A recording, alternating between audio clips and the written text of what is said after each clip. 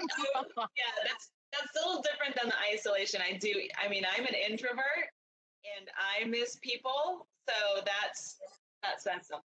That says something. Hi, Jody. Hello, Jillayne. Good to see you. It's so good to see you too. I miss you and miss getting together with you. So it's nice to have a little bit of time to chat today. Yes. How are you? I'm well. Yeah, I'm adjusting, but I'm well. Yeah, it's a interesting opportunity to grow in this environment. Yeah. How about you? How are you doing? I'm doing well too.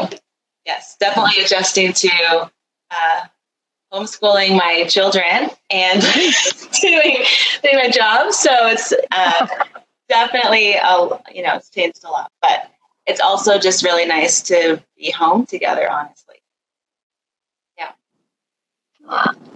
Also, it's interesting too, like the things that are the parts of your normal life that you miss, right? Like this is definitely one of them. It's like it feels like it's time for our cohort to get back together and to see each other and to like kind of get grounded again. Exactly. Go have a glass of wine and just enjoy. Yes, I know. These are the odd things. So, Jody, I really love when we get together, listening to you and your experiences, and you bring such a thoughtful perspective to everything that we talk about in our cohort and just when we together. So I'm really excited to do that. And one thing I know at one of our last cohort meetings, when we could get together in person still, we talked about leadership and leader development and leadership development. And you have done a lot of work in that area. And so first, will you describe that work that you've done and the study that you've done in that area? Sure. I love talking about this, partly because it took like 10 years of my life. But it was when I worked on my doctorate, I was really I've always been fascinated with leadership, like how are you able to influence change and help people grow in ways that they, want to or need to in order to accomplish certain tasks, and just like what is the role of leadership? And I always knew it was an important role. So I did my doctorate in trying to understand what that was, and ended up taking a very deep dive into human development, which is was fascinating to just understand kind of the how we grow and develop as humans, and kind of out of that growth process, why is it that some people grow and develop into leaders?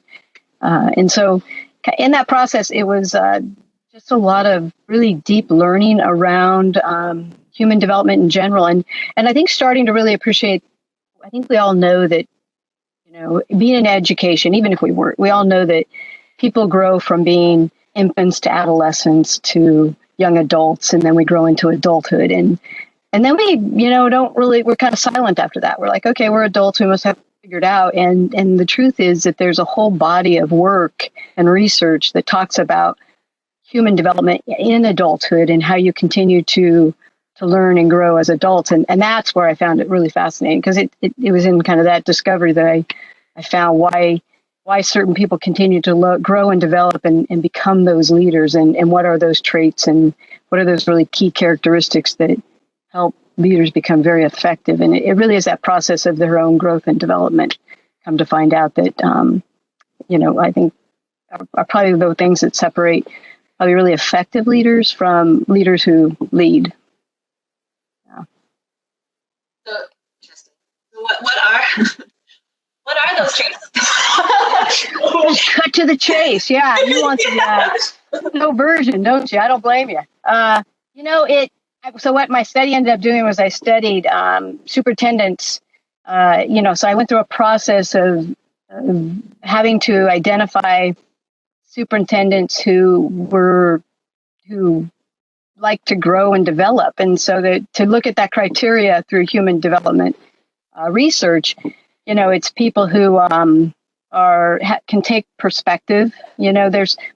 So just to back up a little bit, there is this notion that you have to wake up to grow up.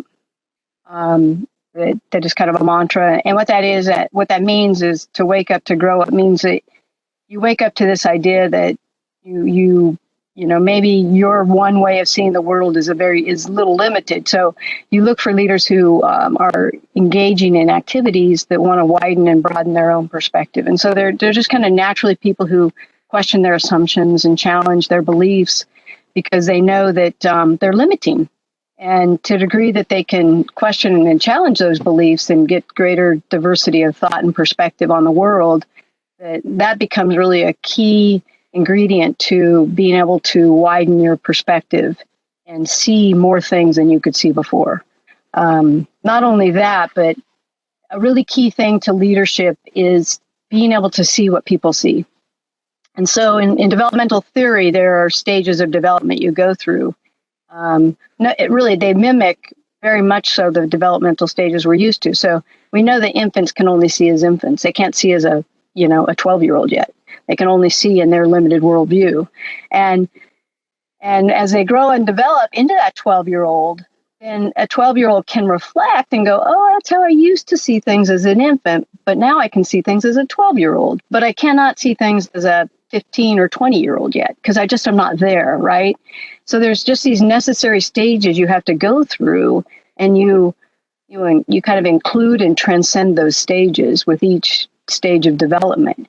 And that's why it's so, like, getting back to leadership, and as adults, we don't always know what are those next stages of development. And what those key stages are is that wider perspective taking, because if I'm working with a group of people, and to the degree that I am understanding how they see the world, then I can help, respond from that perspective, the place of the people I'm leading to understand how they see the world. And I can't do that unless I've kind of been there and have outgrown that, if that makes some sense.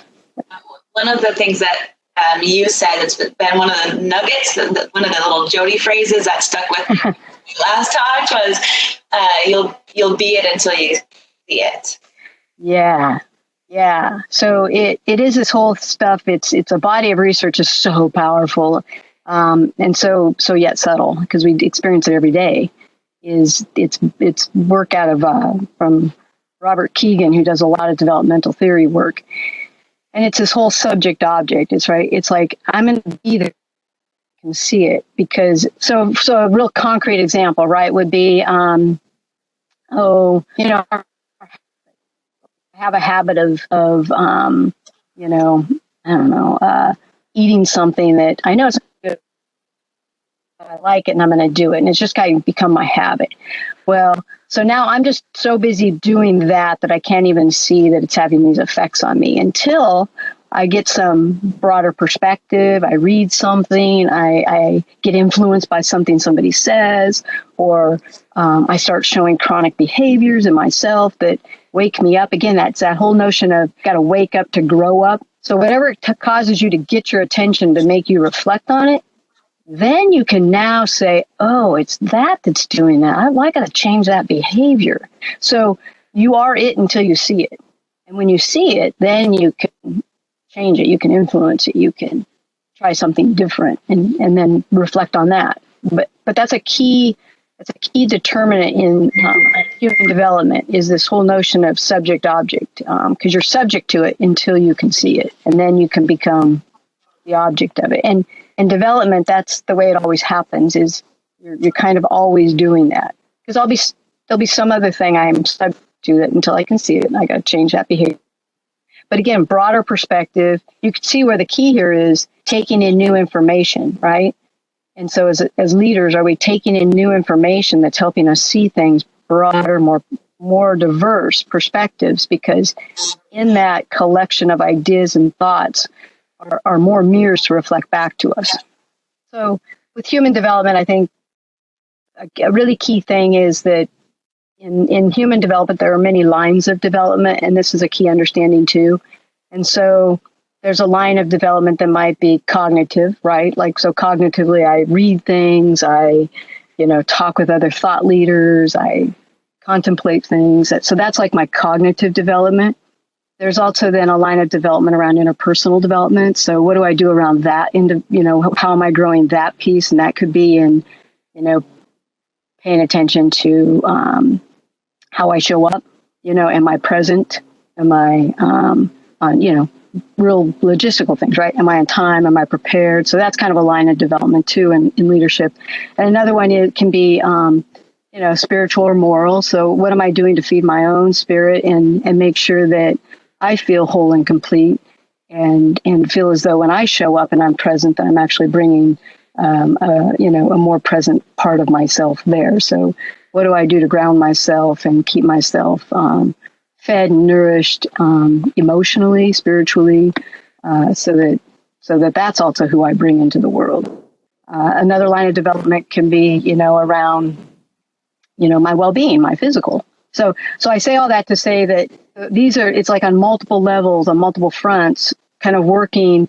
And I always think of them as gauges, like on a tuner of sorts. Like one gauge might be up really high and another one's really low, and that's not good or bad. It's just like that's like my reality right then, right? Like right now during all these changes, maybe my cognitive level is really high because I'm overthinking things. I'm really taking a lot of information, but my physical well-being, that gauge might be going down a little bit just because I'm not attending to that as best I could right now.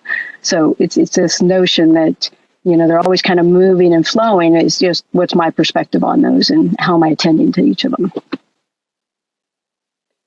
Organize that in a way, or do you just are you tracking those things, or are you just so, that's just how you think about your that's it. Yeah.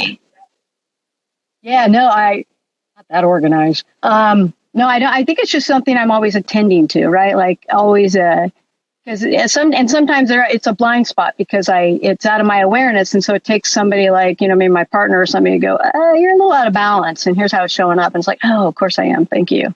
So I think often it's the people who are closest to us who reflect that, how we're doing on those elements. I think my job, my work is just to know that that's what I have to attend to. So when it's called out, that I can attend to that.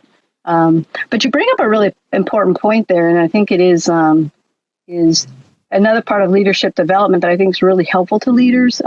Is this stage of development that's called construct aware, and not to be too formal. What that really means is, do we have a mind map that we use that is all that we're overlaying into our world?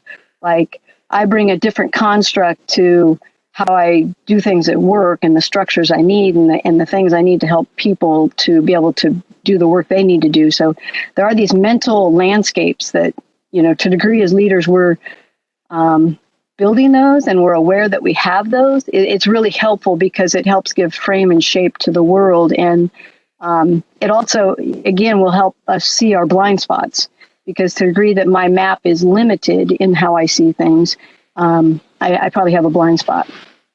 All of this work that you've done, you spent the 10 years and you're continuing to learn and grow. When you're leading an organization, so how do you feel like your research and your work in that affects how you do the day-to-day leading of people in your work? Yeah, great question. I think fundamentally, and okay, I'm biased here because I spent a lot of time studying it, but it is all about human development. It just is. And I think the big thing I learned from it was that we're all developing at our own rate and pace. And there's no good or bad to that. Like there's no judgment around that. It's just, that's a reality. It's just like I wouldn't judge a 3-year-old for being a 3-year-old and say, why can't you be a 12-year-old? It's like, oh, you're a 3-year-old. That's right. Now, can we have concerns if a 12-year-old is acting like a 3-year-old? Yeah, but it gets back to those levers. Oh, they've regressed. So let's get them back up to be their 12-year-old self. So it's really no different with adults, and I think what I do is I walk around with a mindset and a frame that is ever reminding myself that people are where they are and I can't make them where they're not. I mean, that's just like fundamentally insulting to people, like to say, you should be this when, well, I can't be that either. And that's very different. Now, let me be really clear here. I'm not saying that I have to accept poor behavior, or if you're acting immature, that's like okay, because that's who you are. I'm saying that if I have a leader and I'm working with a leader and a leader has a blind spot, well, then I've got to accept that that's just a blind spot. It's not a personal flaw. It's they haven't woken up to grow up to that space yet. And so my job then is, and this is the fundamental part, I think, of leadership, is if we can understand where people are coming from. And it's no different than when we teach kids. If I know where you are and where your readiness is, I start there. That's where I come from. To try to come from any place other than that, like way ahead of them, is frustrating for both them and you, because they just can't get there. But if I, as a leader, can determine where you're at and how to grow you through that, and support you through that, then the chances are really good that you will grow and develop in ways that are really powerful and meaningful, and that stick to you, and then ultimately benefit all the work you do. When we first started talking, when you were thinking about what is the role of leadership, and what is the role and why some people become leaders and grow into leaders, how do you describe your own leadership style, or your own, if you're going to describe yourself as a leader, how would you describe yourself? Glad you're asking me and not the people I work with. they have different opinions. I think how I would describe it is, I think I've really have grown and evolved into a place of, I'm a leader that likes to lead leaders. Like I really see it about how do we help people grow and develop? I spend all my energy in how do we help people grow and develop, and we have to get things done. I mean, I know that that's, ultimately we have to get things done, but we get things done through people and with people. And I think for me, I would hope people would see that I value who they are and where they are. And that ultimately after time, they feel better. They feel like they're more empowered and more competent at what they do, and more confident in who they are as human beings too, because kind of all of that has been preserved in this growing stage. Because growing is hard. It's very hard work, and it can be frustrating, and it can be disorienting, and getting people to really grow through that process is, it's an act of humility on their part, but boy, the benefits are so great for them. I always say what's so great is if you work with us, you will grow. I mean, because I'm just so focused there. You will grow as a result of being with us, and that growth is not just for visions. It's like that impacts your relationships with your spouse, your family. I mean, that fundamentally changes you as a human being in the world, and so that's great. That's great work. It strikes me that really you are, you think about how do we help people grow and develop is what you said, which, as you're talking, I do see Jody, the teacher of a classroom of kids, right? Yes. Because that's how you look at your students, is how am I going to help each of these students grow and develop? And the fact that that's just a great to how you look at the people that you're leading and the leaders that you're leading. It's beautiful. Thank you.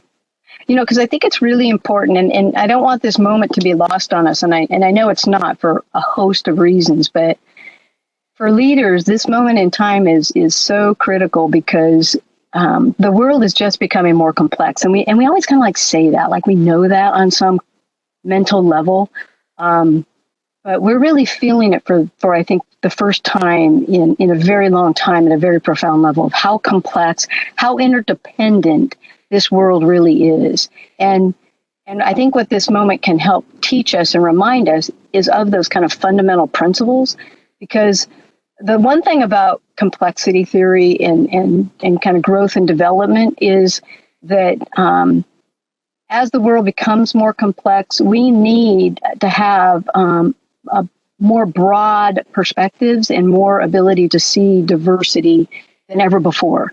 Because without doing that, we become very absolute and reductionist in our thinking, and we contract.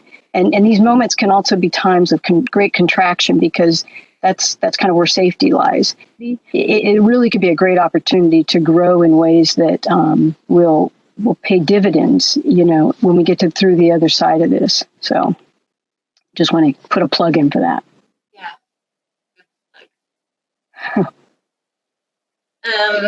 It's been really nice to talk to you. I have one more question, not to bring up topics that are going to separate people. But do you think pineapple belongs on pizza? No. No. Well, I mean, I would say for me it doesn't. If other people like it, I have your pineapple. I want broad perspectives here. I want to be able to accept more things than I don't. All right. Well, thank you so much for this opportunity to talk with you and to learn more from you. I think we should just do this weekly. I would love that, because I would love to hear from you. I would love just to hear your perspective on things. That's how I grow and develop. So, yeah, definitely.